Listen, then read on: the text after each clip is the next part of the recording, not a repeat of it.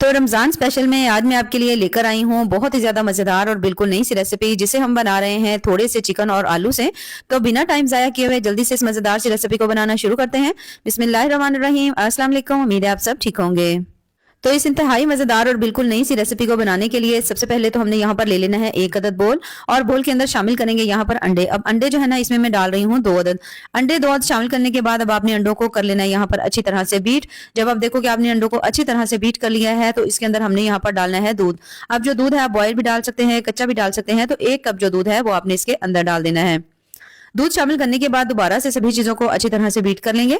कुछ ही देर जैसे ही आप सभी चीजों को अच्छी तरह बीट कर लेंगे तो तमाम चीजें मिक्स हो जाएंगी। तो हमने इसमें शामिल करना है यहाँ पर 3 चम्मच जो है ना, आपने इसमें मैदा डाल देना है। अब जो मैदा है ना, इसके अंदर 3 चम्मच ही काफी होगा, ठीक है। अगर आपने थोड़ा ज्यादा डालना हो तो कम से कम 4 या 5 चम्मच डाल लीजिएगा, इससे ज्यादा नहीं डालना, ठीक है। तो अब यहाँ पर मैदा डालने के बाद दोबारा से हमने सभी चीजों को अच्छी तरह मिक्स कर लेना है, ताकि इसके अंदर कोई भी लम्स वगैरह नहीं पड़े और बिल्कुल स्मूथ जबरदस्त हमारा जो बैटर है यहाँ पे बन करके तैयार हो जाए।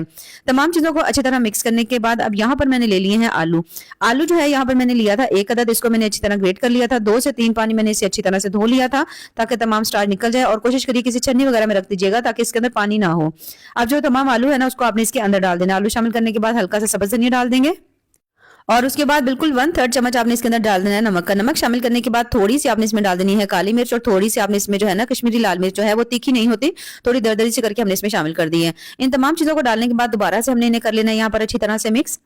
अच्छी तरह मिक्स कर लेंगे। यहाँ पर अभी आपको तमाम चीजें जो है ना वो किस तरह से नजर आ रही हैं कि इसके अंदर अभी अच्छी तरह मिक्स नहीं हुई, लेकिन जैसे ही आप इस बैटर को बना करके 5 से 10 मिनट के लिए रखेंगे ना, तो आप देखोगे बिल्कुल स्मूथ जबरदस्त सा बैटर जब बन के तैयार हो जाएगा।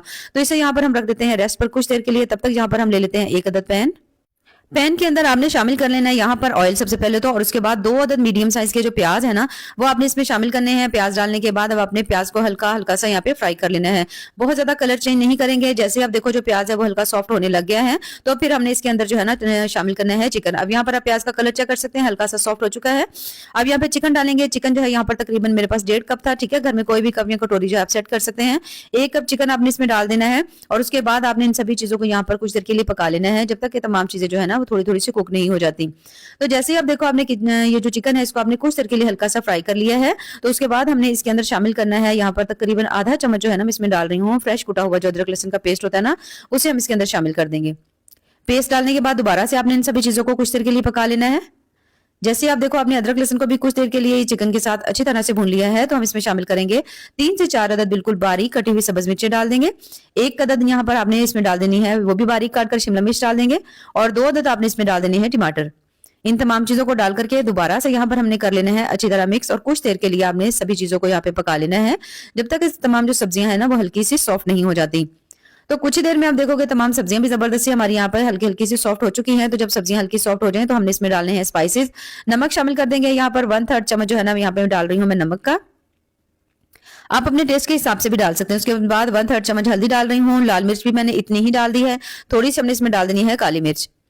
अब यहाँ पर अगर आपने इसमें कोई मसाला वगैरह डालना हो तो आप डाल सकते हैं, ठीक है। तो मैंने यहाँ पर बेसिक मसाले ही डालने हैं, नमक मिर्च हल्दी जो है। उसके बाद दोबारा से सभी चीजों को यहाँ पे आपने मिक्स कर देना है।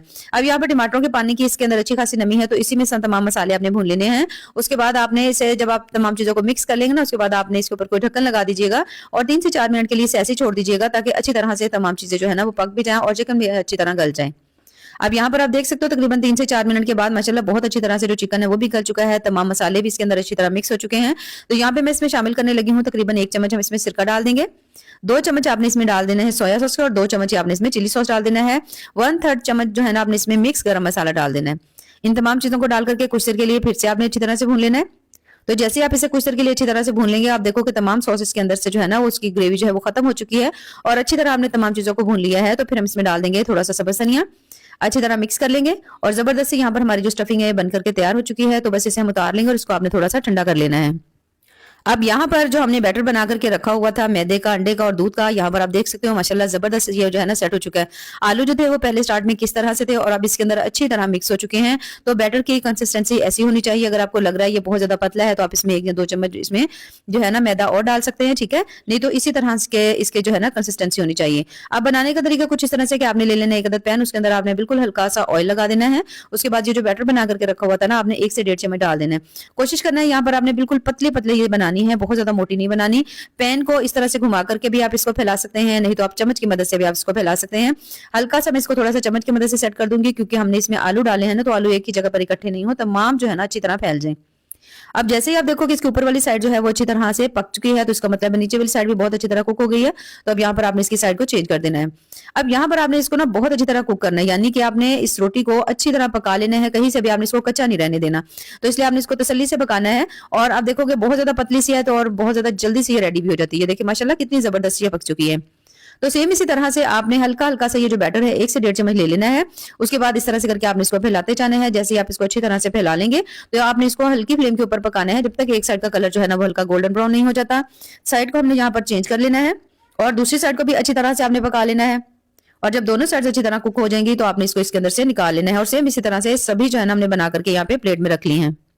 अब यहाँ पर आप देख सकते हो माशाल्लाह तमाम जो शीट्स थी ना वो मैंने यहाँ पे बना ली है। ठीक है, तकरीबन मैंने एक जो कप था ना हमारे पास दूध का, और ये जो हमने थोड़े से आलू डाले थे ना, 6 अदद शीट्स दरमियाने साइज की बनी है मेरे पास। अब यहाँ पे जो स्टफिंग हमने बना करके रखी हुई थी वो भी जबरदस्ती ठंडी हो चुकी है। अब हम तमाम चीजों को बनाना स्टार्ट करते हैं।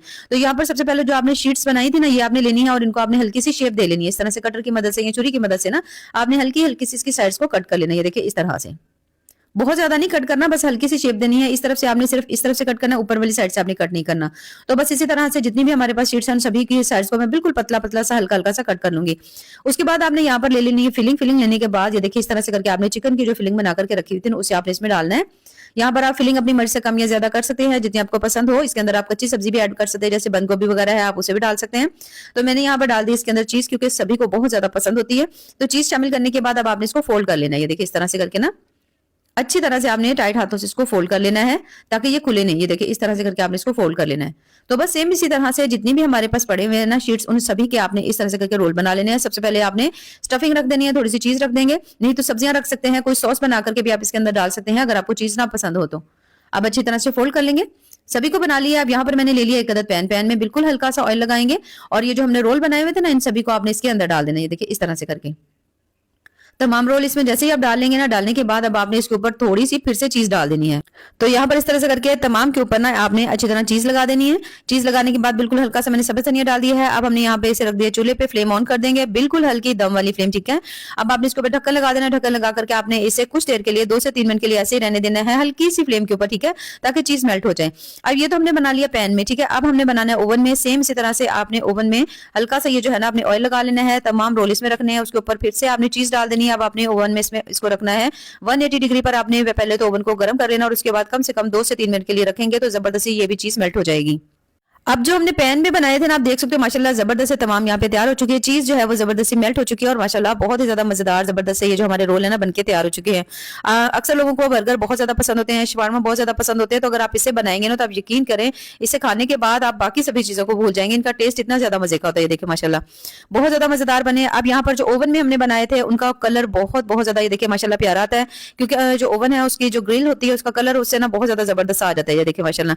तो मैंने आपको जो है ना पैन में भी बनाना बता दिए हैं, मैंने ओवन में भी मैंने आपको दोनों बना करके दिखा दिए हैं। जैसे आपका दिल करे आप इनको बना सकते हैं। देखिए माशाल्लाह कितने ही जबरदस्त बने हैं। तो आपने भी इसे जरूर जरूर ट्राई करना है और ट्राई करके आपने हमें कमेंट्स में जरूर बताना है कि आपको हमारी रेसिपी कैसी लगी। दुआ में याद रखिए। अल्लाह हाफिज।